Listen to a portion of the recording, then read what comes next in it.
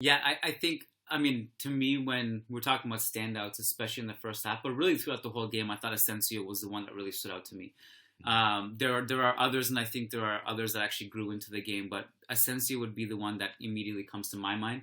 And I think that's an interesting point you bring up about the Mallorca game. I actually came away after this game more impressed than the one against Mallorca, partly because Mallorca were terrible defensively in that game. Yeah. And not to take away credit from Asensio, who scored three really nice goals, Mm. but I feel like from start to finish, the performance overall from Asensio was more like Rayo gave him less space.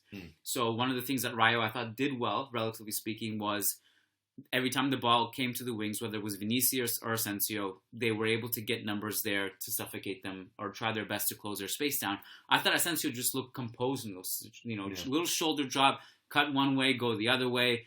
Nice to see some of his speed that we haven't seen in a few years. You know, he looked confident. And I wonder if there's some sort of mentality aspect to that, because every other game this season when Asensio's played, it's because somebody's injured or being rested. So it's like, Asensio, Marco, you're in because you're worse than this guy and he's not playing today. Whereas this time, okay, if Rodrigo was fit, maybe Rodrigo is starting on the right. But he's been out for a couple of games now, and the talk before the game was, oh, maybe this is a good opportunity for Hazard to get the start on the right. And I guess that was the talk, and that was something Ancelotti was probably considering. And Asensio started partly because Rodrigo isn't there, but he also actually won the right to start over Hazard. And I wonder if when he got that call from Ancelotti to be, okay, you're starting this game, it's not Hazard, that's so much more encouraging for a player, knowing you're starting because you're better than someone else than you're starting because the guy who's better than you is unavailable. So I guess he went into that quite, I don't know, just confident that he's been given this opportunity instead of Hazard, and he has to go and prove the boss right. How often do you see that? Someone repaying the coach's confidence. It's like a football cliche, that line, because it happens so often. Yeah, I mean, and the Hazard point is, I think, something really interesting because he spent so much time answering questions about Hazard in the past few weeks, and very candid, like not sugarcoating and not saying Hazard looks great and he's his time will come. I mean, he did kind of say that, but he also said very interesting, sharp, and frank things like, I prefer to play other players right now. We can't play him on the left. He's going to have to learn how to play on the right. I think, comments like that are very interesting. Look to the example of Mariano was another of the lines, was like... in terms of, like, patience and... Yeah. Yeah. But still, you're telling Hazard to, like... Take notes from Mariano Diaz. Mariano, but that's Ancelotti, and, we all talk about how great a man-manager he is. It's not because he's always nice, patting you on the back. It's sometimes he knows when to, like, maybe say something that could come across as a little bit harsh. He's a good man manager in that sense as well. Being a good man manager isn't just being a cheerleader and telling all your players they're great. It's also telling some of them when they're not great to push all those buttons. Yeah, which is interesting because I actually think Hazard's been okay this season. Like, he hasn't had any bad performances, I don't think. But you see, like, the sharp contrast between him and Vinicius in terms of just their proactiveness. And like today, this is one thing I noted about Vinicius. All the time, but today it was like, you just see it. Sometimes Real Madrid bring the ball slowly out of the back, or like there was one sequence where Camavinga is carrying the ball up the field, and it's a transition opportunity. He's not going that fast, and he just kind of slows it down and plays it back to Cruz because he didn't have that many options. Cruz plays out wide to Vinicius, and Vinicius gets it and just runs, runs straight and vertical and goes at people and hunts and attacks, constantly in attack mode. That's something. That's what we thought we were signing with Hazard from Chelsea. That's what he was an amazing dribbler at Chelsea, and we just haven't had that version of him. So before we fast forward to Hazard's performance off the bench, though, I'm curious to know what you thought of maybe just Real Madrid's build up and attack in general. Was there anything you noticed? Modric obviously not in this game; he's injured. Camavinga slides in. How did you think that worked? And how did Real Madrid do with that Casemiro, Camavinga, and Cruz midfield? No, I was really interested to see Camavinga because, the fact that Modric had a fever and was like very last minute out of this game is like all week they've not been practicing for Camavinga to start this game. On Friday's training session, I imagine the idea was, Modric, Casemiro, Cruz.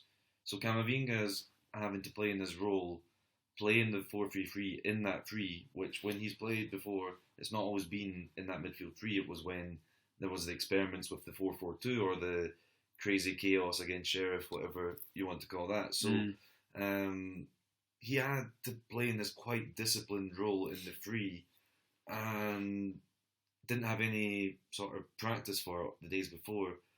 And I think he did well. It's like you said, there was a few moments where he maybe didn't have that many options or have maybe the understanding or the vision that Modric might have or that Kroos does.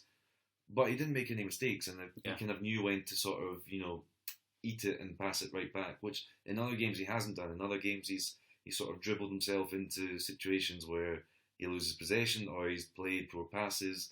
In the past, it's never really cost him, but that's because he was in the midfield four.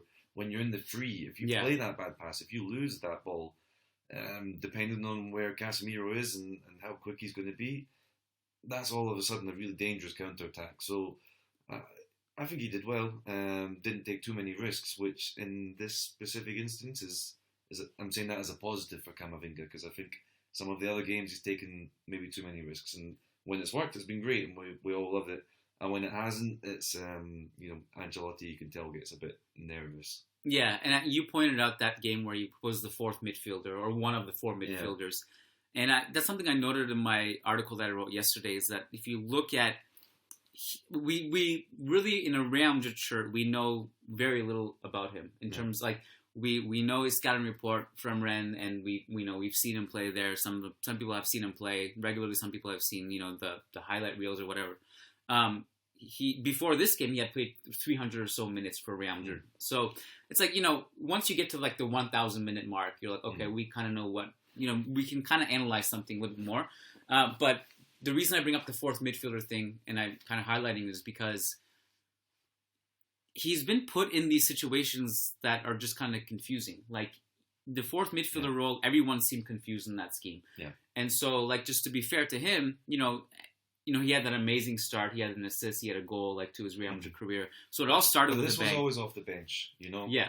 But when he's been a starter, it's never been quite the same, because when he's coming off the bench, it's a bit more.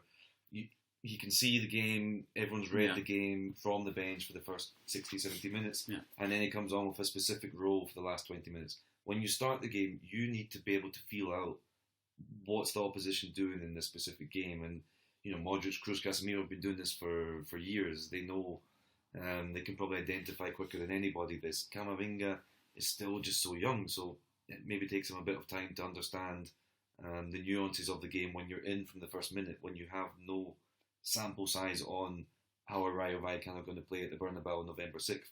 You're there for the first minute of it, so when he started, it's been a bit more complicated. The Espanyol one, for example, or there's been a few ones where it's just been a bit chaotic, and it wasn't chaotic tonight. It wasn't spectacular, it wasn't dynamic, but it wasn't chaotic, which was good. Well, I thought he grew into it. I think if you look at the first couple sequences in this game, I mean, it's not even something you would really notice or pinpoint, but something that I observed was he looked a little bit shy, like showing for the ball. Like there was one sequence where Militao was passing out of the back, and Camavinga's playing on the right side because Kroos is on the left and Casemiro's in the middle, right? Yeah. And Camavinga was just being a little bit shy coming for the ball, and Kroos runs over from the left side and provides Militao with an outlet.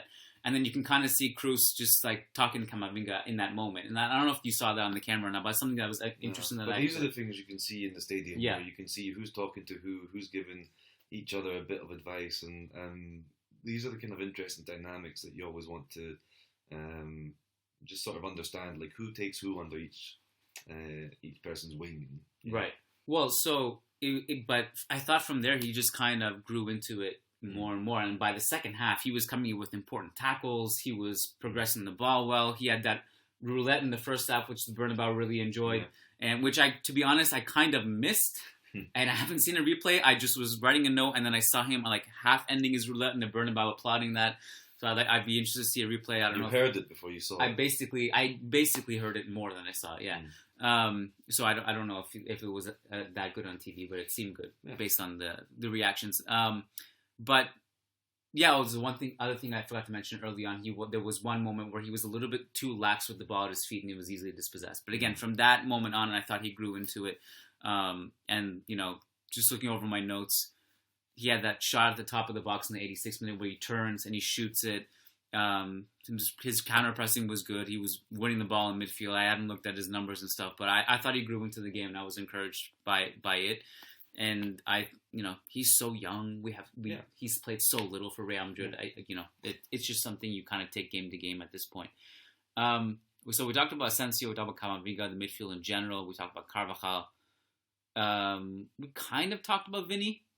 Not that much, though. Not really. But I mean, what is there to say? It's like he just plays with happiness and just does. Like you said, he plays with energy. He plays urgently. With the ball, like the way Hazard used to do at Chelsea. But also, you notice as well, Vinicius just plays with urgency in the sense of like, whenever you see Real Madrid losing at the Bernabeu, he's the one that's running and getting the ball and giving it to the opposition fullback to take the throw in quickly. He's the one that's, getting the crowd going, that's, being the cheerleader as he's running over to take a corner or whatever. He's the one that's just plays with energy and tries to get the game going a bit more. And he does it obviously when he has the ball too. So he's just on a different level. I mean, I had the offside goal just a couple minutes in, which was just a tap in really. But then there's the run where he just starts at the halfway line. The first 20, 25 meters of it are just, there's nobody there, but he's identified that space and he's too quick. And then in the box, he properly turns two men inside out. Like, it's incredible. It's not, you see some. He doesn't do the obvious thing. No, not at all. And you see some of these amazing runs, and how good was this one? He dribbled past 4 defenders, and you look at it and it was it's really like 2.5, and actually the defending was terrible. In this one, the Vinicius goal against away at Shakhtar, the one where he does really. To me, this dribble tonight against Rayo Vallecano was like twice as good as the Shakhtar one, because then, some of the defenders don't actually get that close to him, and the defending is just really terrible. And if you count them all up, then Vinicius beats 4 guys on that occasion. This time he maybe beats 2 or 3, but he properly the defending is good. He's just too masterful, and he actually goes like one by one, almost like a video game. Like you have to beat one boss, then the next one. It's not just like brushing past a couple at the same time. So that was so good. And then Oscar Valentine had to be the party pooper to clear off the line when that could have been one of those all-time great highlight clips. It would have, the Bernabeu would have exploded because with each player he beat, it was just like this kind of ooh, and then oh, and then it was just like so close to just like a volcano, but then it was cleared. I actually think this is a good place to bring in the Real Madrid's first goal too, because it starts by Vinicius sprinting over to the middle.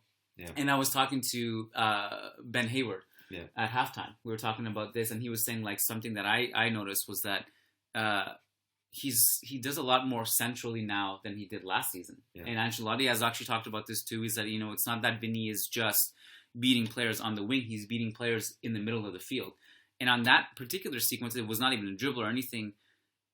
I almost hesitate calling it a 50-50 ball, because I actually think it was 60-40 in favor of the defender, because he was behind the play. Yeah. And it's like you can see, at first when you're looking at it from up top, you're like, I think this is going to be one of those moments where he's trying really hard to get it, but he's not going to get it, but we're going to applaud him for the effort. Yeah. But he gets there.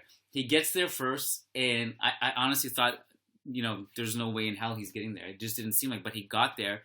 And obviously from there, Asensio cuts it back, and then Cruz scores. So that sequence was a really good, almost just, it exemplified Vinicius in a way that doesn't always get talked about. Yeah. We talk about his dribbling, we talk about his scoring this season and other things he's doing, but his off-ball work rate has been awesome. All the characteristics. It's the hustle that he shows.